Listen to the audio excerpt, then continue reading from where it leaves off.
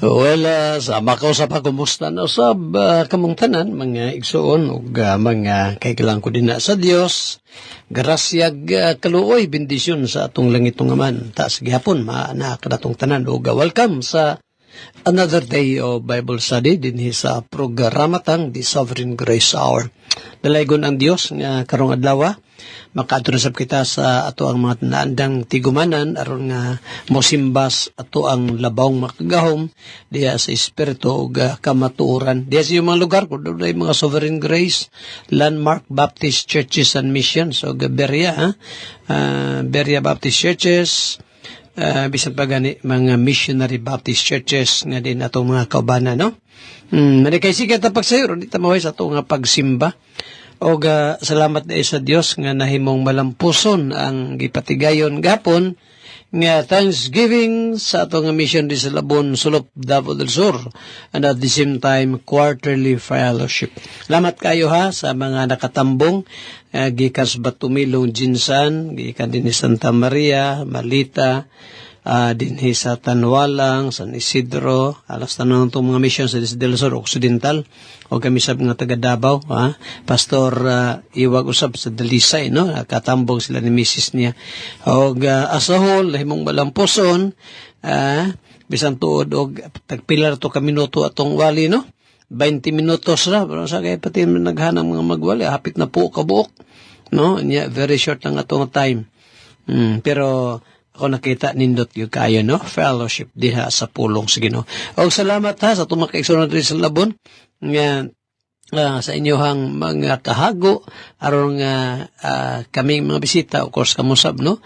Makakaon sa lamian kayong paniud to sa snack, no? Sa morning. Salamat good, nahimog yung so wonderful ang atong fellowship. Gani akong gibalik ang himaya kadungganan sa Ginoo nga nagapanglihok diha sa inyong mga kinabuhi. O salamat sa mga pastors sa mga missionaries, sa mga naghatag sa inyong mga mensahe. Salamat sa Ginoo.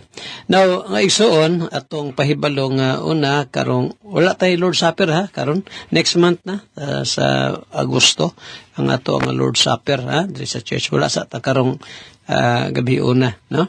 Sa sunod buwan na. O atong schedule mga igsoon as usual karong simanaha, no? Diha ta sa Surigao City karong Biyernes biyahe mi pizza kana na ang 11 o niya Bible Seminar pizza 12. Brother Roger, ilang kabalaka brother Brother Roger Gallinero kay manguyog ni ato makigsuonan. Sige lang, magpanon mi ato lang tanaw ni basta kay gusto silang motambong sa atong Bible Seminar mga taga Davao Occidental na atong mga kaigsuonan. O gusab ang atong quarterly fellowship mga igsoon, supposed to be August 30 ang ilan ni Pastor Labawan, no, nga Thanksgiving sa August 30.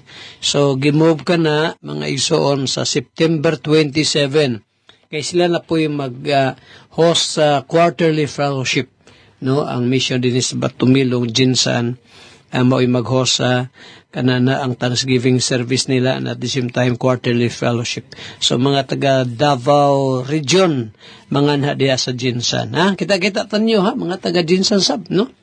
Taga Glan, lalo ni Primo sab diha sa Glan ni Brother Daniel o Pastor Gamilya ng mga churches and missions. Kita-kita ta sa 27 sa Batumilong, sige nga igsoon at tatas sa payatong mga pahibalo so far kanara, no? Unta ang Ginoo mahimot nga mag-bless atong mga pagsimba karong adlaw. Sige ampo ta. Kalipay na sab namo among langit noon mahigugmaon nga Dios nga this time makasimba na sab kami kanimo Ginoo. Og salamat sa imong pag-uban, pagbantay kanamo gahapon sa among nga biyahe og labos na ang imong mga pulong nga danunggan namo Ginoo imong mga magwawali. I-bless Ginoo padayon ang buluhaton nimo dinhi sa Mindanao area, even dito sa Luzon ug sa Visayas ug sa ubang mga nasod. I-bless kanimo ang radio station. Akong prayer, Father God, i-bless bisan pagani ang mga magbiyahe na mo ang makaigsunan sa pag-ato sa mga different missions and churches. Father, amo ni nga prayer, help us bisan pa sa pag-expound ni Attorney Limuel sa imong pulong this time. In Jesus' name we pray. Amen and amen. Minasa tamig sa niyo sa kawit, unya atong patalinghogan ang pulong sa Ginoo kaaba ni Attorney Limuel. Salamat sa Ginoo once again nini nga kamuntagon na uh, sa sayo nga kamuntagon nga din na mapamalandungan na sab nato ang pulong sa Ginoo.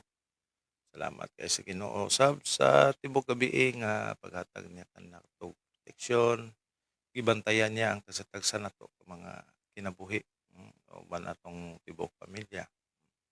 Salamat kay sa Ginoo niya na. And again, this morning we will hear a good news from the scripture that administered by sa iyang mga katawhan. Pinagi ni Pastor, ni Brother and Attorney Limuel Atop. Okay?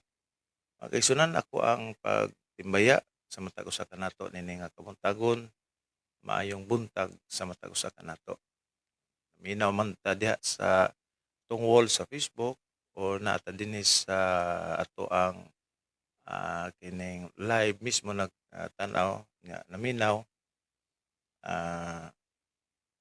pagtimbaya nato sa matag usa kanato.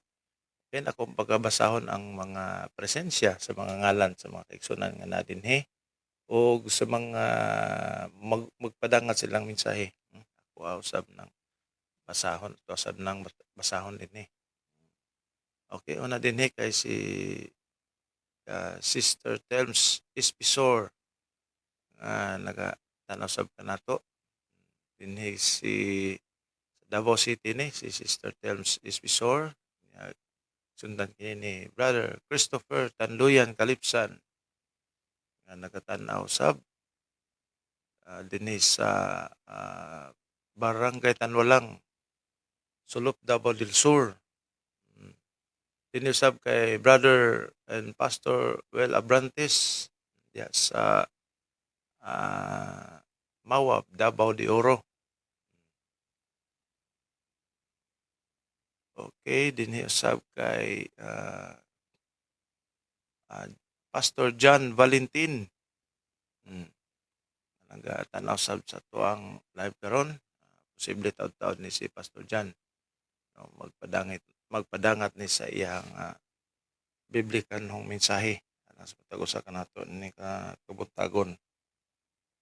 Okay, so far mao sa nay nakadangat og sa ako ang anak tanaw sab dinhi si Liza Julia Rubin naga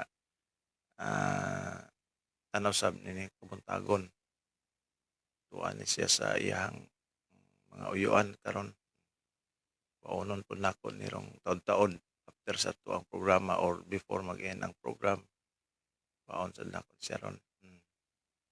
Lain minaw ka karon after sa first portion siguro makakuha ti ka kay di ni madugay ni first portion mahumandayon ni. Okay, ako basahon si basahon ako misay nga gipadangat ni Pastor John Valentin. Good morning to all brethren in the Lord and to you, Brother John. Happy Lord Day. Okay, happy Lord's Day to every one of us. Di ta malimot sa pagsimba sa Ginoo ni adlaw. Okay, importante kayo alang sa tao. Labi na natong mga alagad sa Ginoo ang pagsimba diha sa atong buhi nga Dios. Kay wa tay kakuhaan sa tanan kung dili niya ihatag ani kanato atong mga gipangayo. Okay, sunan ito ang yung hatagag panahon pagsimba sa Ginoo. Ilabi na karong adlawng Domingo. Adlaw gyud ron sa malandong nato sa Ginoo. Kay mga kaigsunan, so far wa pa may nadangat na silang mensahe. Dita maglangay mga kaigsunan. Atong ihatag ang panahon kang Brother Attorney Limuel Atop para sa mga mensahe. Amen. Praise the Lord. Salamat sa mensahe sa awit. Trust and obey. Sa Cebuano version ani, kun mulakaw kita. Ang kaning kanta mga igsuon, nani sa tong himnal, nagapakita diri nga ang ato ang pagsunod dira sa Ginoo, dual ang ato ang as Christians, no, ato ang kalipay, dual ang ato ang atubang sa ato ang kinabuhi. Una, naadra ang reliance sa saad sa Ginoo, that is what we call trust, no? And then naapod dira ang submission sa iyahang mga pulong, sa iyang commandments, and that is obedience. Sa chorus nga part, trust and obey, for there is no other way to be happy in Jesus. Again, ang Christian joy nato naga-rest,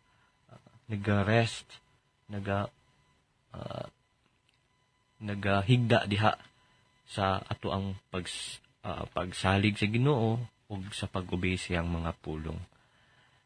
Sige mga igsoon, na atong padayon ang pagtuon sa tong sa tong meditation, atong gina-series kaning diri sa Proverbs chapter 17, and karon na nakita sa verse 10. Proverbs 17 verse 10. Ingon diri, a reproof entereth more into a wise man than 100 stripes into a fool. Diri sa Cebuano version, ang usa ka pagbadlong mutidlom sa halalom gayud nganha sa usa nga may salabutan kaysa usa ka gatos nga mga labod nganha sa usa ka buang. Again, diri sa English version, a reproof entereth more into a wise man than 100 stripes into a fool. Daghan tag makuha diri nga kamatuoran mga igsoon sa ato ang gibasa nga verse. Una, ingon diri, a reproof entereth more into a wise man. Kani nga proverb, proverb, naga-highlight kani, nagapakita kini sa naay dako ang kalahian sa usa ka gitawag natog wise man ug against dira sa fool. Kaning wise man diri tumakit-an nga even a single nga pagbadlong, bisan kaisa lang siya badlongon, mo sink in dira siyang kaugalingon ang maong pagbadlong. Mo pierce, mo lapos, mo dulot sa iyahang konsensya, siyang conscience, and of course it will lead to correction. Iyang makorek iyang kaugalingon because of that correction. On the other hand, ang usa ka buang-buang, ingon diri, even if i-punish pa siya 100 times, he will remain unchanged. Hindi jud siya mo usab. Kung ang bisan pagbadlongon siya, ang pagbadlong sa iyaha, pila ka gatos ka beses, magpabilin siya buang. In a sense, nga dili niya usabon ang iyahang mali. Atong makita na diri mga igsoon sa Psalm 141 verse 5. Salmo ni si David ang nag-ingon ani. Nagipakita diri how important being corrected is to David. No, verse 5, let the righteous smite me, it shall be a kindness, and let him reprove me, it shall be an excellent oil, which shall not break my head, for yet my prayer also shall be in their calamities. Kita diri nga nagalong siya sa mga correction. Why? No, for us to be corrected, it is a grace, no, grasya na nga makabalot ang mali di atong ginabuhat. Ang uban manggod, they take it very seriously and ma-offend sila kung badlungon sa laing nga tao. Pero atong makita diri mga igsoon, no, ang wise man, basta badlungon siya, kung na ay pagbadlong, no, dawaton niya kini. No, dili siya susama sa usa ka buang-buang, even if no, makaagi pa siya og pag-antos, or base ang experience, no, nagsuffer siya, still he will not change. No, for example, sa ako ang practice, in my legal practice, especially sa kanang mga cases na ginalitigate, ginaadto ag korte, maka-encounter kag mga klase-klase nga tao na mga kliyente. There are two kinds of clients. Na usa na mga kliyente nga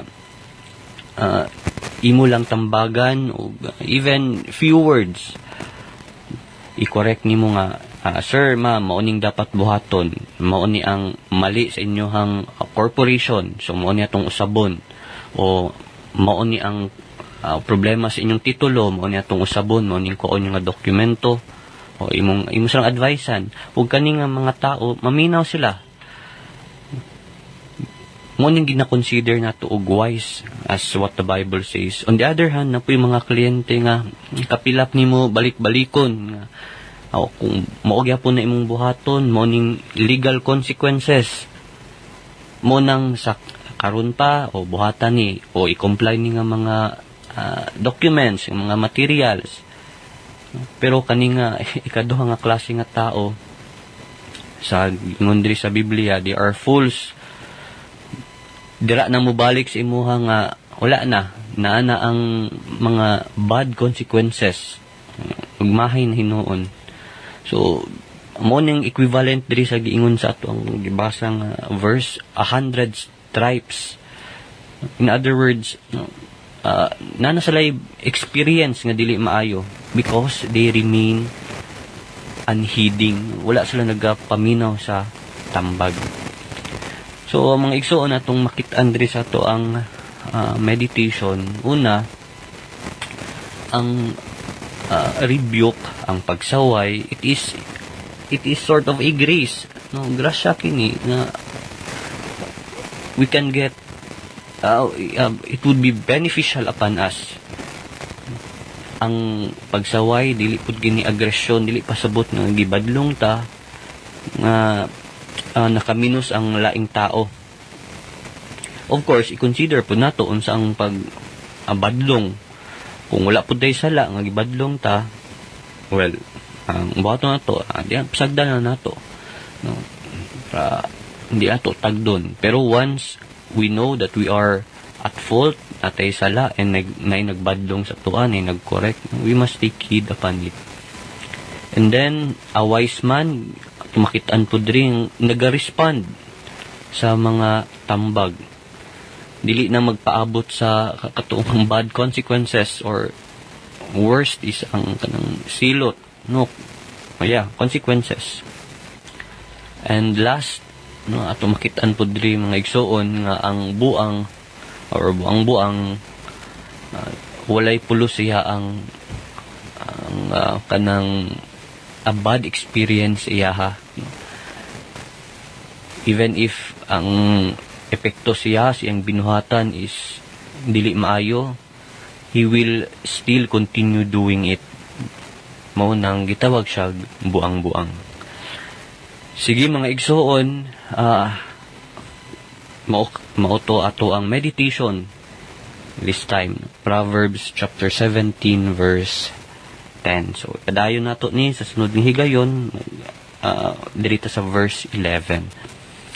This time, magpadayon kita sa ato ang pagtuon sa doktrina sa grasya, or ang gikabiling pagtulunan. So, atong gisugda na ang pagtuon, isa sa mga doktrina, ang the doctrine of regeneration, or ang pagkatao, pag-usab. So, ato ang sugdan diha una sa pag-define sa mga terms kahulugan sa mga pulong. Una, gi-define na to ang word nga salvation. So it means deliverance from the power of sin. Deliverance from the power of sin. And then we also defined regeneration. Ang word nga regeneration. So gikan kini sa Greek word nga palingenesia, which means new birth. Which means new birth. Gikan kini sa again Gregong pinulungan nga palingenesia nga nagkahulugan og espirituhanong pagkahimugso. In other words, it means the impartation of life or the giving of life, a translation from death to life, from darkness to light. So, sa yanong pagkasulti mo, kini ang pagkatawo, pag-usab, nga nagpasabot og pag-angkon sa bag-ong kinabuhi. Pagkabalhin gikan sa kamatayon ngadto sa kinabuhi. Gikan sa kangitngit ngadto sa kahayag, from darkness to light. And then dirita sa sunod na ang regeneration mga igsoon na ay laing tawag or ginatawag pud kini usahay sa Biblia nga lain nga mga terms or mga words. So these are the synonyms of regeneration stated in the Bible. Una, ang regeneration, it is sometimes called new creation. Bag-ong binuhat. Ato nang makitaan diri sa 2 Corinthians chapter 5 verse 17. Ikaduhang Korinto kapitulo 5 versikulo 17. Ingon ni Paul dari, Apostle Paul,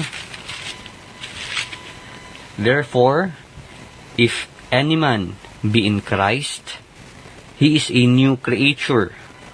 Old things are passed away, behold, all things are become new. Sa Cebuano, itong basahon rin sa Cebuanong version, ikaduhang Korinto, kapitulo 5, versikulo 17. Ingon diri busa, kung ang tao, ana akang Kristo, siya bag-o nang binuhat. Ang daang mga butang, nagpangagi na, tanawa, ang bag-ong mga butang, nahiabot na. So, kaning verse, mga igsoon, diri sa 2 Corinthians 5:17, it is one of the clearest ways the Bible describes regeneration. Isa ni sa kanang klaro kaayo nga paagi sa pagulagway sa Biblia ang pagkatao, pag-usab ng regeneration. So, ang gigamit diri nga pulong is new creation or new creature. Una, gipakita diri kaning phrase diri nga, if any man in Christ, kani nagahisgot sa kanang paghiusa diha kang Kristo. There is union with Christ. So this is the very foundation of regeneration. Mao kini ang rason or sinugdanan sa tinuod nga regeneration or pagkatao, pag-usab. So to be in Christ, kanang kitungod na amanta kang Kristo, it means nga kita we have been called by grace. Itawag ta dira sa grasya. Pinagi sa grasya. And by the way, kaning regeneration ug ang effectual calling of God, these two, kay usara ni sila. They are the same. Pareho raning ang kaning malampusong pagtawag sa Ginoo, sa Dios, ug ang regeneration.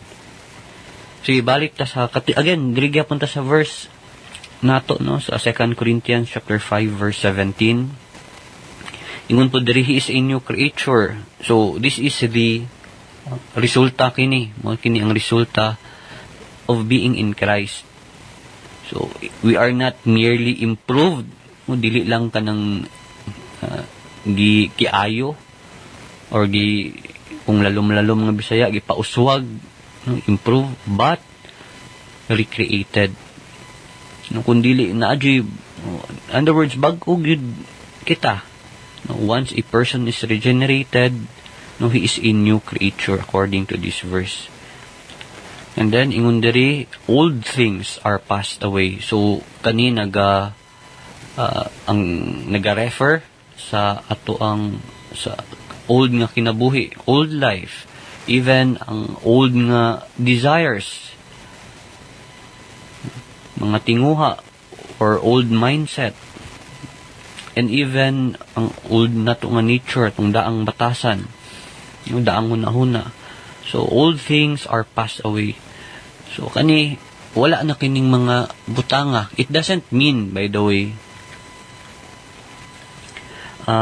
it doesn't mean nga dili na kita buhat og sala. It doesn't mean perfection, but it does mean about transformation. Klaro nga adunay kabag-uhan. Kung sa una ganahan ta magbuhat og sala, if we are already regenerated, nanay pag-usab sa atua, no? Once makakumitag sala, there is guilt, no? Dili ta malipay sa ato ang pagbuhat sa sala. Ginasamok ta sa ato ang conscience, and of course naadala ang repentance after doing the transgression ang sala, makapangayo tagpasaylo sa Ginoo. And last, ingon diri, behold, all things are become new. So kani nagasulti ka nato nga naay entire ato ang entire direction sa ato ang kinabuhi has changed. So gikan sa being self-centered to Christ-centered, gikan sa kanang darkness sa ganahan ta magbuhat og sala to light. In other words, what we are doing will always be anchored or in accordance with the Word of God. Sige, ato ning ipadayon sa sunod nga higayon mga igsoon, naapa ta diri sa definition of terms or sa mga synonyms sa regeneration. But before I'll end, if you are not yet sure of your salvation, the Bible says, repent, believe the gospel. Kininyo ang kauban, si Attorney Lemuel Atop, together with Pastor Andres Atop, magaingon, ang Diyos, magapanalangin ka na tong tanan, daghang salamat. Salamat sa Ginoosab sa iyang mga padangat nga ni kanato sa mga kamaturan uban kang brother Attorney Lemuel Atop. Igsunan, dungog na to mga mensahe. Naghatag ka na to og katinawan itong diha sa regeneration. Pagtulunan may tungod sa pagkatao pag-usab sa itong naiskutan. Dunay daghan nga the same meaning, masig kahulugan. Ini gitawag na to og regeneration, doctrines of regeneration. Atong makita diya mga kaigsunan. Sometimes it is called new creation, new birth, born again. Common word, quickening, o spiritual circumcision. Salamat sa Ginoo. Partly, nice gutan ni Brother Jordan. Pagtulunan ining doctrine of regeneration. Okay? Salamat kay sa Ginoo sa iyang alagad. Ako ang pagtimbaya, pagtimbaya o kaning pagbasa sa mga mensahe o pag-acknowledge sa mga presensya din sa mga kaigsunan. Dinhi kay Pastor Ray Jaris diya sa Sovereign Grace Landmark Baptist Church sa Lupon. Kay Pastor Ray, ato ang kapedya, ready na. Kani hara. Ako brad padong pa ko mag-init brad ha. Padong ko mag-init. Kape po karon taon. Gikan kang tilawan ko ning kape nga gihatag ni Brother Arnel Morales ug ni Sister Jeannie Morales. Gihapon nakita mi dito sa quarterly fellowship sa Labon, Sulok. Salamat by the way. Salamat sa mga kaigsuonan di ay nga may niton nga nagadawat sa matag usa ka namo dito sa Labon, Sulok. Especially sa pamilya sa mga Mateo.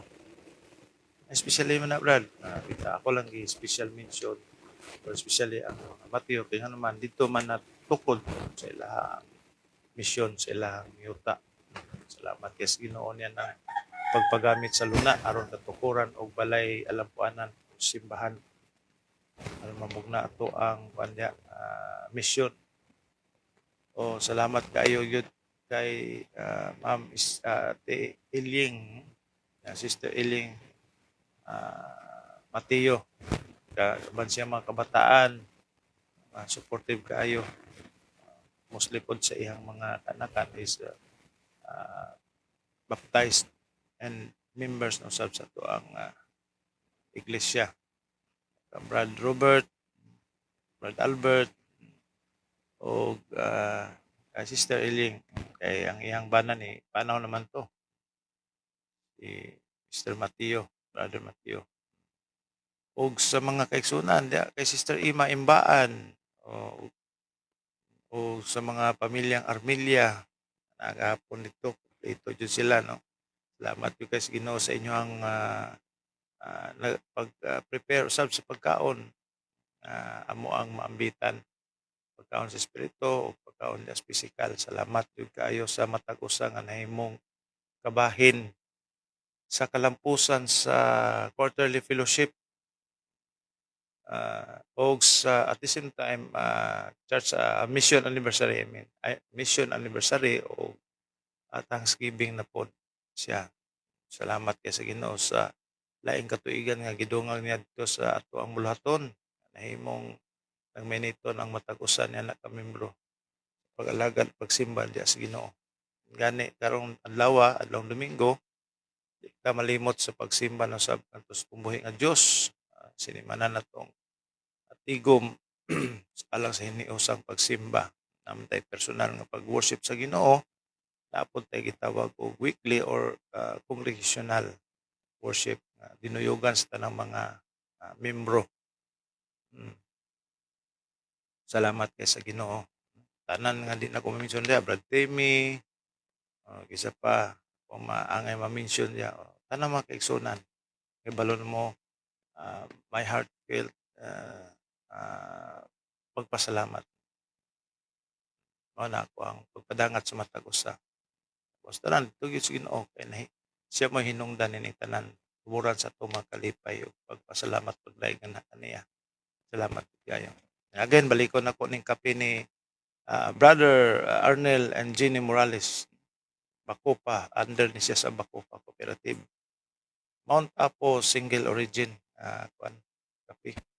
Hatag niya ni skuan ni pastor. Ngapi mangyud ka. Ni ako ang kape di tilaw ini. Brother Arnel pinakuan niya sa pinahiluna kay bano.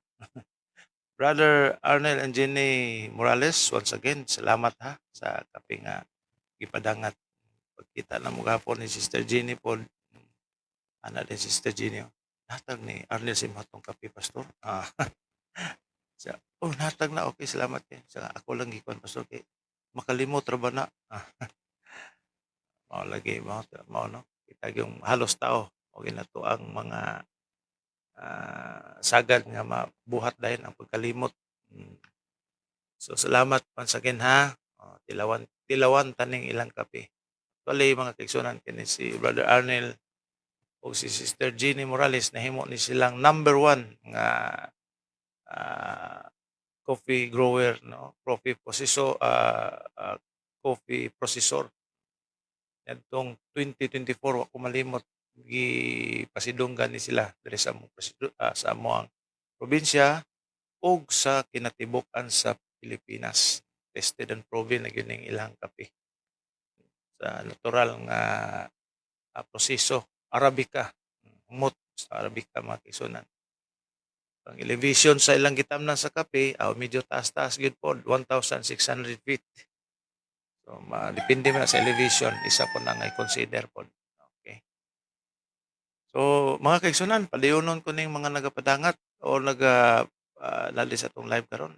Si Pastor Renante Jares, dire si Pastor John Valentin sa Sovereign Grace Landmark Baptist Church sa Kitubon. Matod pa sa iyang biblical message. A wise son inherit his father's instruction, but a scorner inherit not rebuke. Anak yun. Ang mga anak, o kita mga kabataan, aron mahimot ang magmalamon, maminaw yun sa mga pahimangno, pagsulti sa itong mga ginikanan, papa, mama, timanan yun na. Kaya naman, they are old enough to instruct us for our own good. Kay first, they are unas lang ani kanato ining kalibutan na, and then they are full of experience and mga lessons in life mo nang gitawag yun sa usa ka anak nga wala pa kayo ibang kagang sa kalibutan, diskartes kinabuhi ug uban pa, mahimo gyud siyang magmalamon sa panahon nga ang iyang ginikanan maghatag kanya og pagpahimangno. And that's brilliant. Do bisan kitang mga kabataan na ay mga personal experiences o pamagi, but dili gyud angay sa usa sa mga kabataan ang pag-neglect, pagbiya, pag butabungol, pagpalapo sa dalunggan, dili gyud na dapat baton nato. Sa panahon nga atong ginikanan, maghatag ka natog mga pahimangno, timan-an gyud na nato tanang mga anak. Mao na giingon sa Bible o kana kay gisulti sa Biblia, agay gyud natong batong mga anak, labi pag atong mga ginikanan, kita mismo mga alagad sa Dios. But a scorner heareth not rebuke. Pero kining mga scorner, kining mga buang-buang, dagan ni siya. Kining mga may tagbong-buang gani, consider sa Biblia basta di paminaw, panambagon, mga magtatamay, dili maminaw yun ang mga pagpadlong. So, alon ta mahimong malamon, maminaw ta. Itaw, tinod. Labi pag ang kabadlong nato, mga bisan pag dili mga kabataan, labi pag kanang mga doon na mga dako nga kasinatian sa kinabuhi. Salamat ta. Kaya nga naman, nakakatch tag attention sa ilahang mga kaugalingon.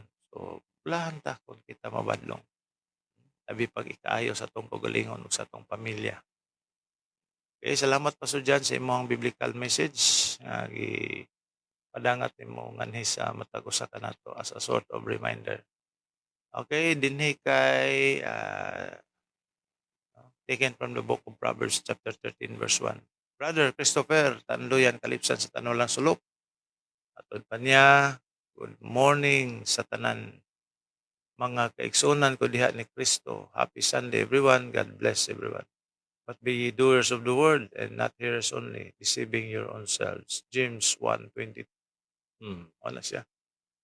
Pati ang dili pagtuman sa mga nabasa sa kasulatan o paglinglas kaugalingon. Yaw yun.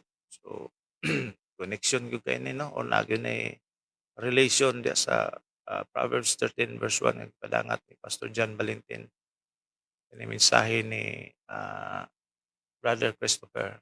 But be doers, kita magapamuhat diha sumala sa nahisulat, mga pulong o sige panda buhaton to take into action, not just readers, hearers only nga nagaling lata sa tong kagalingon. Pagbasa na to nga kay mga kaigsunan na ang Ginoo ready gid mo panalangin sa matag usa ka nato ang ampo ta mangayo ta niya sa tanan natong ikinahanglan. Ug sa mga bulaton, pagtulunan to take action nga na siya, dili pwede nato nga i-neglect. Okay, dinhi kay Ma'am Milagros Kilapio sa Davao City again. Uban siyang kapikas, Brother Tony Kilapio, nagatanaw sab sa ato ang live ug nagapaminaw sa programa.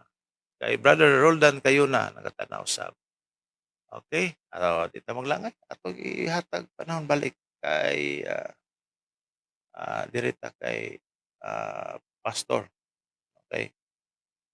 mao manggoy kinaham gyud nato ning mga mensahe sa Ginoo, mga kaigsunan. Kaya dali lang. O di ko malimot, napit yun. Si Brother Joel and Sister Miriam Magno Masulong diya sa Barangay Manuel Peralta, Malita, Davao Occidental. Salamat sa Ginoo, pinagiusab sila mga instrumento diya sa Radio Handset. Ilang padangat usab ang mga mensahe nato. I don't know the time, pero nagsulti si Mrs. Our sister Miriam Magno Masulong nga gamit usab sila sa ilang radio handset pagpadangat sa ilang mga mensahe sa atong mga mensahe, no? Ginamit ang mga alagad sa Ginoo. Okay, ako ibalik si Pastor Ato. Amen, amen. Praise God, praise the Lord. Salamat sa maong mensahe sa awit. Binumaikson atong ipadayon ang atong Bible study dinhi sa kasaysayan sa kasimbanan kaiglesiyahan sa atong Ginoong Kristo. Pansadi pa niya as usual, ato di ay meditation for today, taken from the book of Proverbs. And then, chapter 14 ibalik-balik na ko ning 14. The backslider in heart shall be filled with his own ways. Ano man na pastor, nga ang katudang himbalik diya sa dili mayong kinabuhi, mapuno siya sa iyang mga kagulong pamagi. Siyempre, wala naman magsunod sa Ginoo. So, ang iyan namang huna-huna mo yung gisunod, mo nang daghang palpak. No, palpak yun. Mo na nga kung di ta gustong palpak, commit yun sa Ginoo, ang atong mga plano, atong mga tinutuyo sa unahan. Muna yun ni Solomon gihapon sa chapter 3 verse 5 sa Proverbs. Trust in the Lord with all thine heart and lead not unto thine own understanding. Ayaw pagsalik sa imong kaugaling kahibalo. In all thy ways, tawara, sa tanan mo daong dalan, sa tanan mong pagahimuon, i-recognize ang Ginoo siya o siya magamando sa imong alagyanan. Ano nga nindot kaning mao nga reminder ka nato din sa Proverbs 14. Then verse, sa second phrase, yung din and a good man shall be satisfied from himself. Unsa daw higala? Yung panisulumo din apan usa daw ka taong tarong, maayo, matagbaw gikan siyang kaugalingon. Mismo siya, panalanginan, basta magtinarong. Mamugin ng mahitabo higala. So, basta tao gani, magtarong siya, musunod yun ng mga panalangin. Pero ganig magbinuang buang ta, tinga mantag walay, walay bation, watay madawat ng mga di mayong butang, sure yun na. No? Maginang it pays to live a life that is pleasing before the Lord. Sa verse 15, yun din, the simple believeth every word, but the prudent man looketh well to his going. Ubata ni expound na exon. Sige, ito ta sa atong padayang paghisgot, mahitungod ni ining kasimbahan kay Iglesyastong Jesu Cristo, kung inyong nasundan, dahil ta maghisgot mahitungod ni ining Iglesia o kay Iglesyastong Ginoo sa panahon sa Dark Ages. Nga atong nibaluan, yung gahapon sa atong nasayra, nga ni ay mga historians nga nagpamatuod nga mga Baptist ang ilang kagikanan sukad pa sa unang panahon. Kini na ay mga non-Baptist diri usa na maigsoon si Josias, paring Katoliko. Ngayon niya kung padaluto sa mga Baptist sulod sa 1200 ka katuigan mo ni panahon sa kitawag Dark Ages. Mangiob, mangitngit nganong gitawag tog dark kanang Dark Ages, pastor. Ito kay grabe ang pamatay. Imagine that, 55 to 56 million Baptists gipang pakaos mga layon, pakaon, gipang sunog, gipang putlag ulo. Grabe to. Grabe yung mga pagkanto sa kanhing mga baptist kaniya to. Now, gapon akong gisugdan ni mga igsoon nga usa sa mga gibarugan sa mga kasimbanan sa Yesus Cristo sa mga baptist. Mao ni nga Baptists do not believe in apostolic succession. Basa na to na siyang booklet ni na ang writer ani nga The Trail of The Trail of Blood, no? Jim Carroll. Tunog sa dugo, Trail of Blood. Now, there's a page ni, page 20, page 4 day. Yung din, Baptists do not believe in apostolic succession. The apostolic office ceased with the death of the apostles. Namag yung mga nagtuo ba mga isuon nga, ang pagkamatay sa mga apostolis, pulihan kaya po mga apostolis. Ay, walay mo qualify ana igala. Kabalo mo yun na kung walay mo qualify, wala ba'y kanang pwedeng mo puli sa mga apostolis. You know the reason? Sige, bilihin yung Biblia sa book of Acts chapter 1. Acts chapter 1. There is verse 24. Buhat 1:24. Acts chapter 1 verse 24. Ang church sa Jerusalem nagampo, and they prayed and said, Thou Lord, which knowest the hearts of all men, show whether of these two thou hast chosen, that he may take part of this ministry and apostleship, from which Judas by transgression fell, that he might go to his own place. Masay, nandito ko versikulo 24. Masay na i-context na, Pastor. Ang istorya din may sa buhat uno. Pagkayab ni Christ sa langit, no, nasa sugo. So, kayab siya sa langit, balik sa diin siya. Then, ang church, 120 sila kabuk. Dito sila sa ginatiguman nila, upper room. Yan, dito sa upper room, ni barog din si Pedro, verse 15. No, barog siya sa taliwala. Kunya, gisaysay niya nga si Judas Iscariot na may budhi sa Ginoo, may kuha sa iyang bahin, matay siya, naghikugmanto siya. Kunya, gaampo sila. Ingon pa ni Pedro din, nga, kinalan doon ay mupuli sa pagka-apostol. No? Mupuli sa dapit ni Judas Iscariote nga iyang gibiyaan.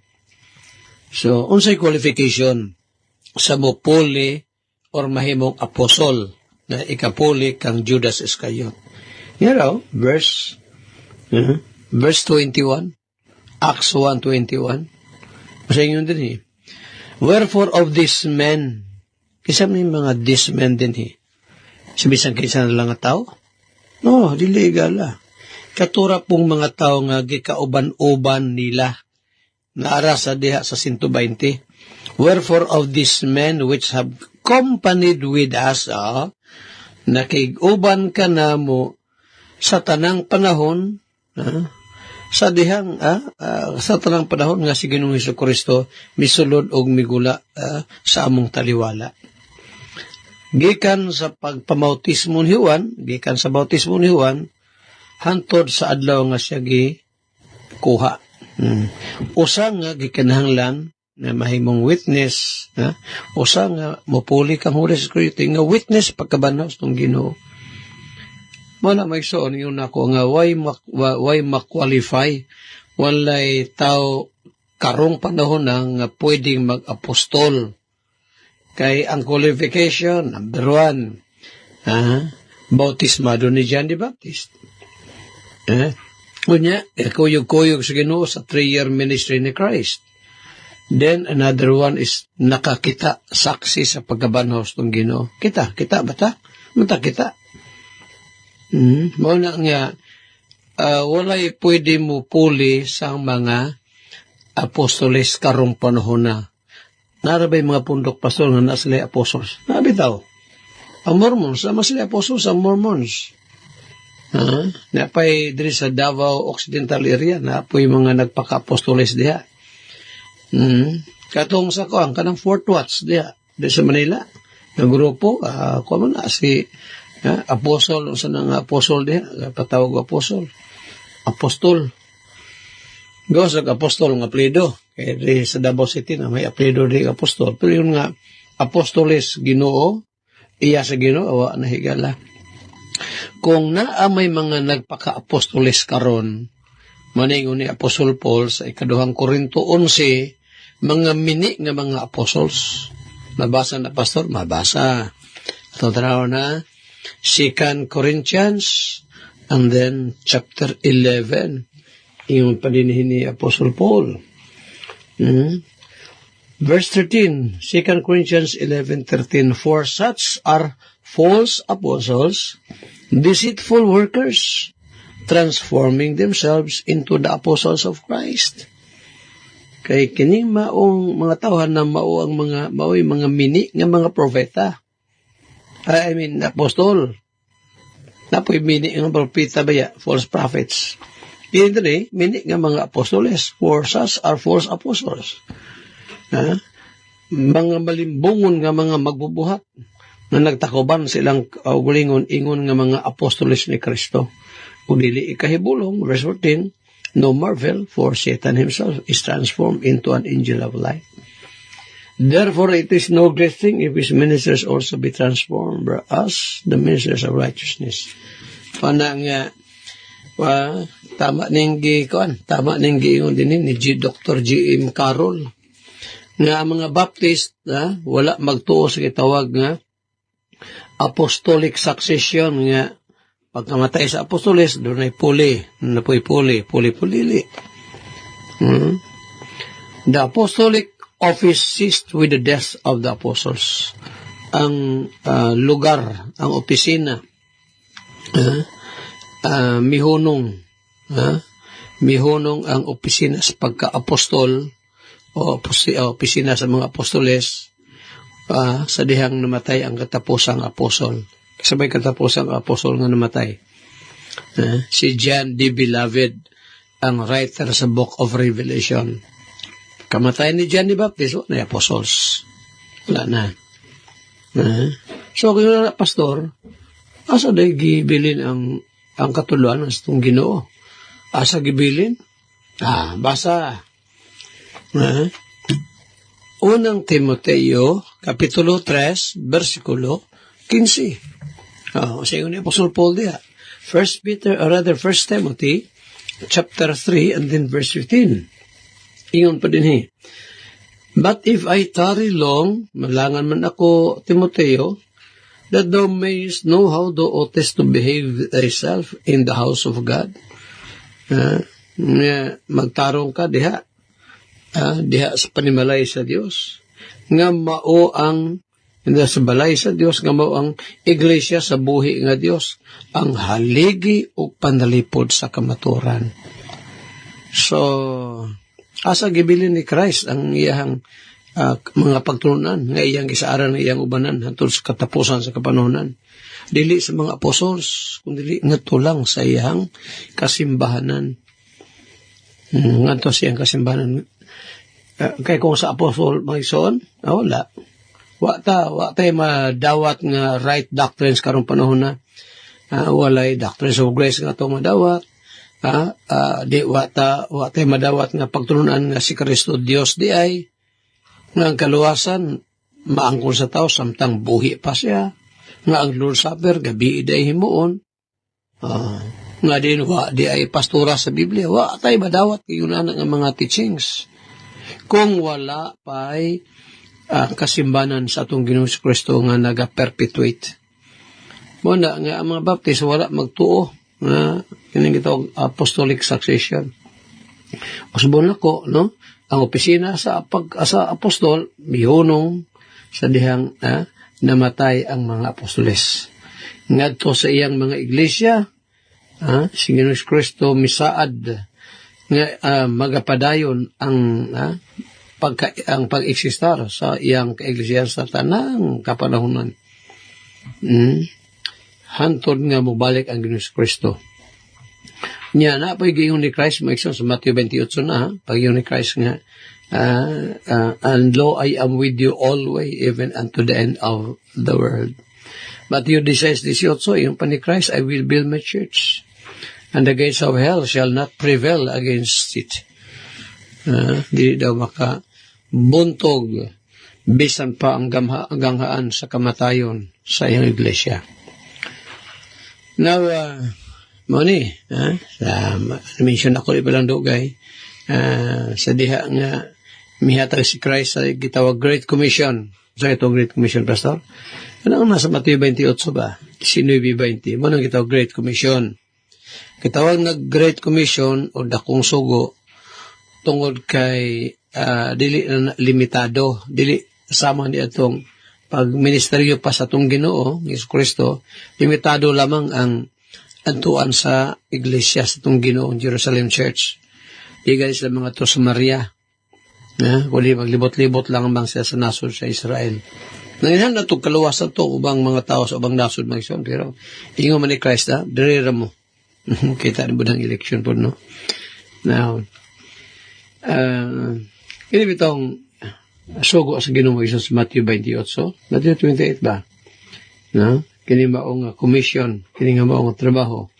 So na ko, wala ni gihatag nga to sa mga apostoles as individuals. Gisulti na din ni ko, ni Dr. G.M. Carroll. Tingnan niya din, this commission, Great Commission, this work was not given to the apostles as individuals, but to them and the others present in their church capacity. Pag yun magun ni Christ, go ye therefore and teach all nations, na dito ang mga apostoles. O na dito ang mga kauban sa mga apostoles. So, Pastor, sakto pa na ba ang Jerusalem Church? Karon wala na. Pero sa pa sila mamatay, pa mga matay ang mga sakop sa iglesia sa Jerusalem, or mawala ang iglesia sa Jerusalem, nakaanak naman Kasanay, marabag kang adanog iba, ba mo na ang kanang mayon na ito nga illustration, perfect illustration sa church perpetuity, kanang si Adan. Pagbuhat sa Ginoo sa kang adanog iba, wala masyado nagsiba ron. Pero nisanay na. Ipatay ni Cain niyang igsoon na si Abel. Pagabot sa chapter 4 sa Genesis, nakabaton pong anak sila si Adan, si Seth. O dito nagsugod ang mga tao sa pagpangaliya sa Ginoo. Dito may isa makita ni mo, na natuod si Adan karong iba nangamatay. Ito na sa presensya sa Ginoo. Pero may sanay na ang tao. Sanay na. Yun na sa bang simbahan sa Ginoo. Nga na magsaon, nag-perpetuate ka na siya. Dili tungkol sa mga apostoles, kundi dili sa mga taong naadiha, nakaanak ang iglesia, o sa anak sa Jerusalem Church, Pastor. O sa iglesia nga anak sa Jerusalem. At tanang mga simbahan, mga igsoon, sa iya sa Ginoo, hantol karon o trace back na balik na to kang Christ. Ato sa iglesia sa Jerusalem. Wala siya. Okay, parang tayo oras day. Pila na ka mga minuto. So sabihin ako, this commission, pa ni G.M. Carroll din, this commission, this work was not given to the apostles as individuals, but to them and the others present in their church capacity. The apostles and the others who heard him give this commission were soon dead. Matay mo dito sila. But his church has lived on through the ages, making disciples, getting folks saved, baptizing them and teaching the truth, the doctrines he committed to the Jerusalem Church. These faithful churches have been blessed with his presence as they have traveled the trail of blood. Yun na, igala. Nindota, no? Nindot ka ning tuon tas church history. Yan na din na pastor. Anak-anak din. Anak mga. Parang gud sa kamo sa inyong linyes, imong lulog lola, sa side sa imong papa, side sa imong mama, di ba? Hindi man pwede nga buto lang kalit. O na nga, kung imong simbahan, buto lang nagkalit, wala na link. Balik na to sa kasimbahan ng Hesus Kristo, di ginamaw. Pastor, kung sabot-sabot lang mga membro, gawa sila niya, sabot-sabot sila, mag-organize na, ma-charge na ta, Di man pwede na masabot-sabot ta. Di man pwede. Kaya doon gani proper way mag-igsoon. Ang proper way ana, ma-mission sa siya sa maong organized church. Pagka-mission siya ha, meeting na sa church, nga sige, ato na ning ma-organize niya ato ang mission. Pag-organize ana, or din ang pastor, so na siya mother church. Ang pangutan na ron, ikaw, higala, kamong naminaw itong programa, kaysa may mother church ninyo. Ay, kung matudlo ka dito sa langit, hindi mo na pwede. Ang makatudlo lang diretso na direct sa Ginoo mo igsoon is Jerusalem Church. Wala na ilain, Jerusalem Church lang. Marabag si Adan og Siba. No? Ang makayon lang nga way ginikanan si Adan og Siba. The rest maigsoon na agyunay kagikanan. Kung nga, ito yung padayon mo igsoon ha. Wala tayo oras. Salamat sa panahon. Ihatag ka na ito sa Ginoo. Pahinot na ko. Kini ito nga study. Niya pa tayo mag-igsoon ha. Niya tayo mag-hisgot. Nining kita trail of blood. Dili sa ato ang pagtuon, paghisgot sa pulong sa Ginoo dinhi sa atong tulumanong di sovereign grace hour. Itugot sa Ginoo, Brother Ariel, no? Brother Ariel, kanan na ang mo o kontak ako nimo o Brother Kines, no? Labi na niya mga plano sa unahan sa buluhaton sa Ginoo. Higala ko baka masave. Baka magsabing kaluwasan, ay misay, come to repentance. Gasligan mo si Kristo as your Lord and personal Savior. Handurugma, samang takna, samang istasyon, inyong higalas kahanginan, Andres Atob Jr. manamilit, magaingon ang Diyos. Magapanalangin ka na itong tanan. Daghan salamat.